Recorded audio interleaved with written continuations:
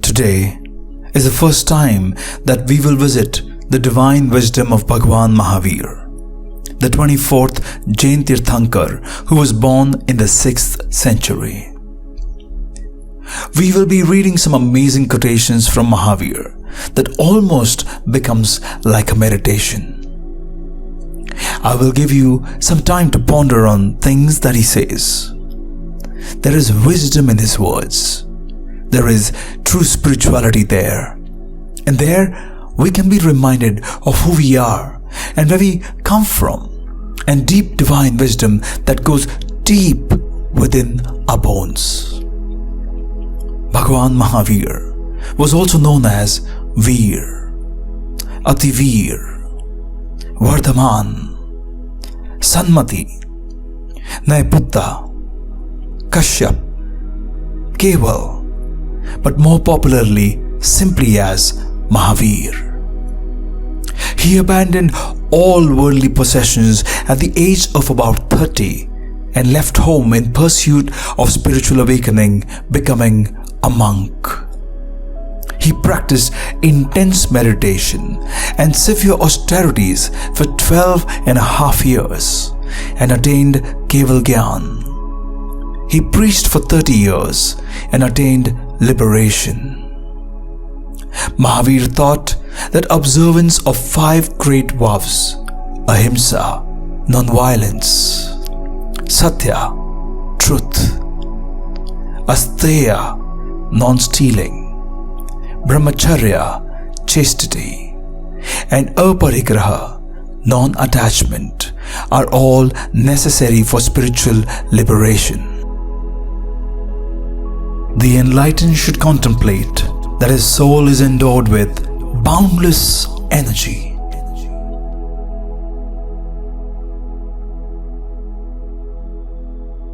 Know for yourself the way along which you should go. Do not depend on others.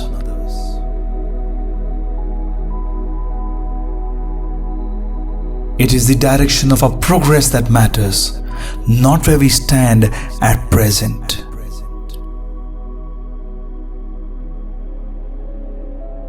Every being contains within himself the formula of his creation, his uniqueness, according to which is his expansion in time, the curve of his progress.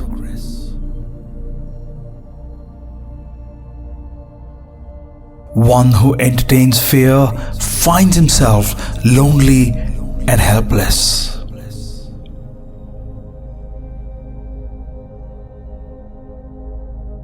I struggle with myself. I cannot escape from myself.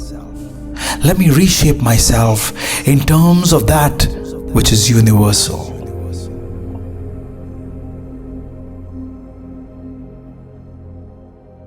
No one can gain true knowledge of himself without facing adversity and overcoming difficulties.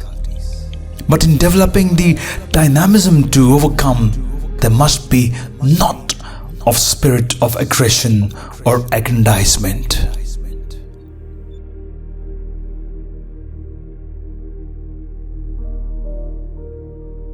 The joy and the pain, the reaching up and falling back, all are gathered up finally into the experience of a realization from which nothing thereafter can shake us.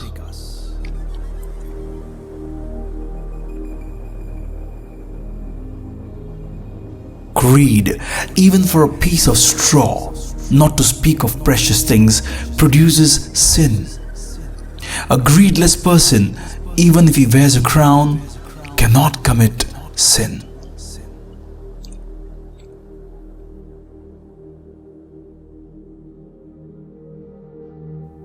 The more you get, the more you want. The greed increases with the gain. What could be accomplished by 2 grams of gold could not be done by 10 millions.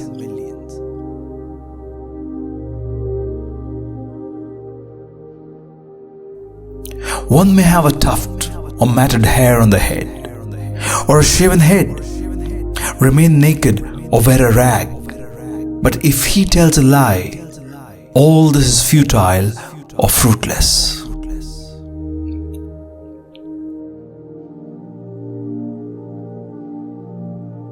Only that man takes the right decision whose soul is not tormented by the afflictions of attachment and aversion.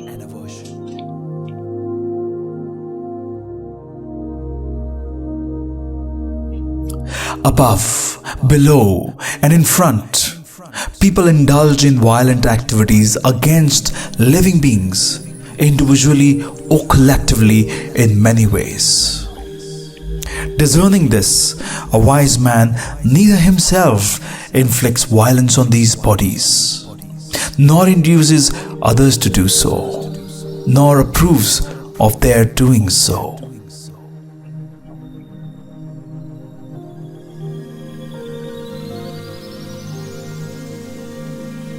The nights have departed, will never return. They have been wasted by those given to adharma.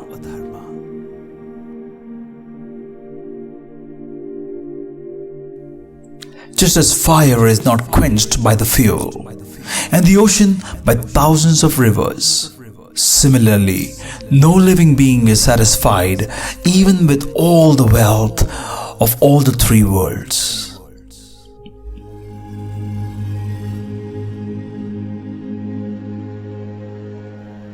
Non-possessiveness controls the sense in the same way as a hook controls the elephant. As a ditch is useful for the protection of a town, so is non-attachment for the control of the senses.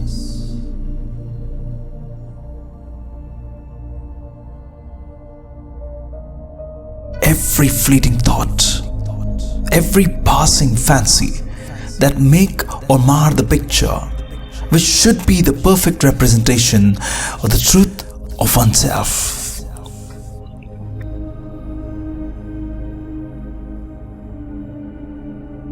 Righteousness consists in complete self-absorption and in giving up all kinds of passion, including attachment. It is the only means of transcending the mundane existence.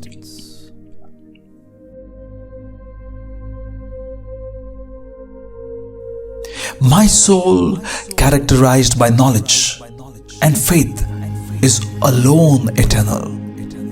All other phases of my existence to which I am attached are external occurrences that are transitory.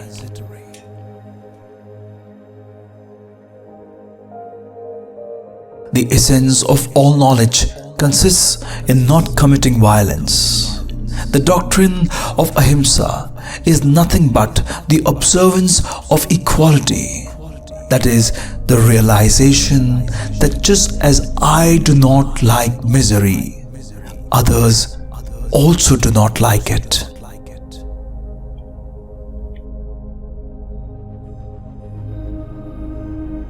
Cultivate an attitude of equality towards all living beings, mobile and stationary. Treat all creatures in the world as you would like to be treated.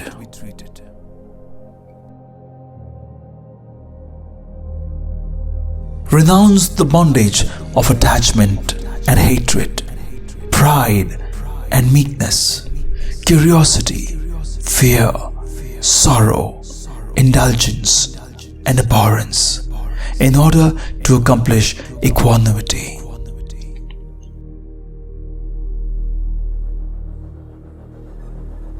The unenlightened takes millions of lives to extirpate the effects of karma, whereas a man possessing spiritual knowledge and discipline obliterates them in a single moment.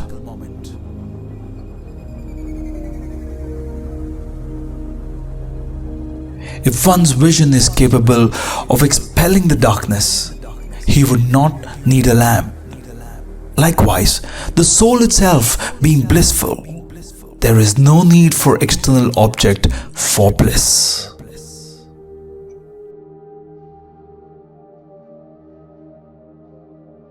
A truthful man is treated as reliable as mother, as venerable as the guru, and as beloved as the one who commands knowledge.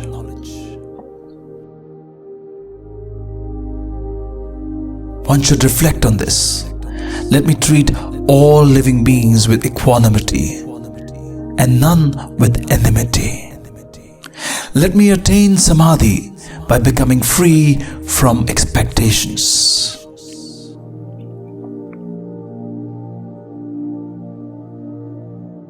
Knowing that pleasant sound, beauty, fragrance, pleasant taste, and soothing touch are transitory transformations of matter, the celibate should not be enamored by them.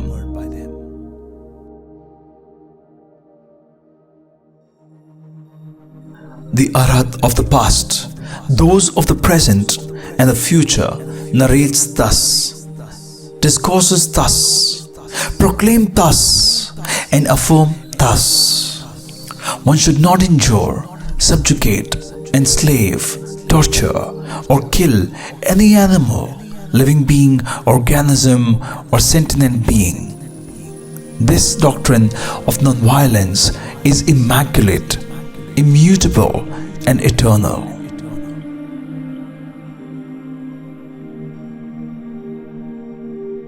The Arhats have propounded the doctrine of non-violence for one and all, equally for those who are desirous to practice it and those who are not, those who have abandoned violence and for those who have not, those who are deeply engrossed in worldly ties and those who are not.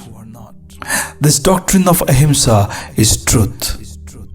It is rightly enunciated here in the teaching of the Arhats. Comprehending the true spirit of the doctrine, one should practice it till one's last breath.